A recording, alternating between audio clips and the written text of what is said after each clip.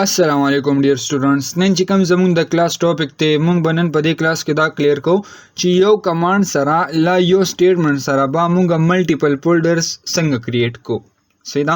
لایک ما یو فولډر کریټ کو، په دغه فولډر کې زه ملټیپل فولډرز کریټ کوم، نو دا به مونږ په کم ټریک باندې کو. زه سمبل رالم دلته رائټ مې کلیک کو، نیو ته رالو، نیو کې مې یو فولډر واغشتو او دا فولډر ما په کم نیم باندې واغشتو، سبجیکټس نیم باندې. زه وایم چې ما سره کم دا فولډر راغلی دی، په دې کې دنه موږ سره ملټیپل فولډرز جوړ شي ودین ون کمانډ. مطلب دا چې موږ سمپل یو کمانډ پریس کو او په هغه سره موږ په دې فولډر کې ملټیپل فولډرز جوړ کو. لایک زه رالم او دا فولډر مې دلته اوپن کو، سنیم باندې دی سبجیکټس نیم باندې دلته رالم دا میکسیمایز کو. اوس مونږ په دې فولډر کې څه شو، انټر شو. سیم اس زل درالم دی سبجیکټ سره مې کلیک کو، د دې لوکیشن به مونږ ته اوخی چې په دې لوکیشن کې مونږ سره دا سي دا سره سٹور دی. جسٹ رالم دا مې ختم کو او په دې فولډر کې دنه د کوم کمانډ پرومپټ اوپن کوم. with the help of command prompt په مونږ څه کوو، ملټیپل فولډرز به کریټ کو. صحیح ده.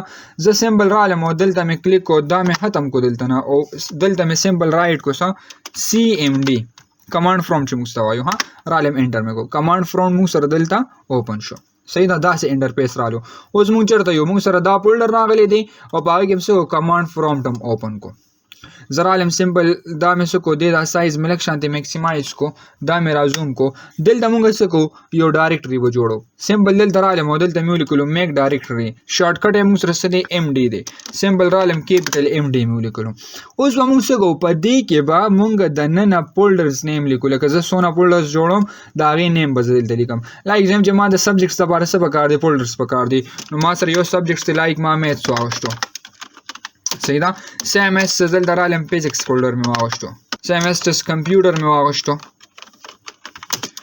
دغه شانتي ملټیپل فولډرز لایک مزرالم دلته مې اردو واغشتو، انګلیش مې واغشتو. صحیح ده. لایک ما سره دا فولډرز میث رالو، فزکس رالو، کمپیوټر رالو، اردو رالو، انګلیش رالو. تاسو به څوک چې څونه فولډرز جوړول غواړئ کنه دا غي نیم به ولیکئ دلته. لایک ما ام ډي لیکو، میک ډایرکټري، اګه مې ولیکلو میث، فزکس، کمپیوټر، اردو، انګلیش. دغه شانتي مونږه ملټیپل 1 2 3 باندې اوم یو فولډر جوړول شي. زم چې لکه یو فولډر د پکې په 1 باندې جوړ شي، بل د پکې په 2 باندې جوړ شي. ٹھیک تا.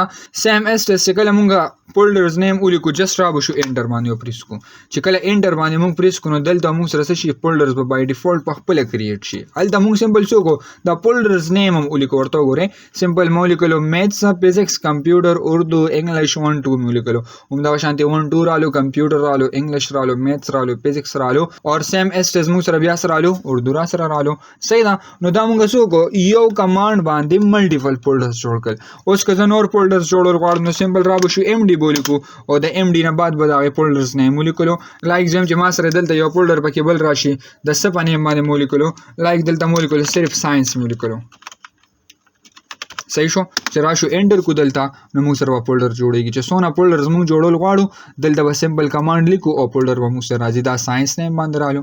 ٹھیک تا. نو دا به کې جسٹ یو سمبل ټریک موږ سره چې سم وکړ، په یو کمانډ سره موږ ملټیپل فولډرز کریټ کړل.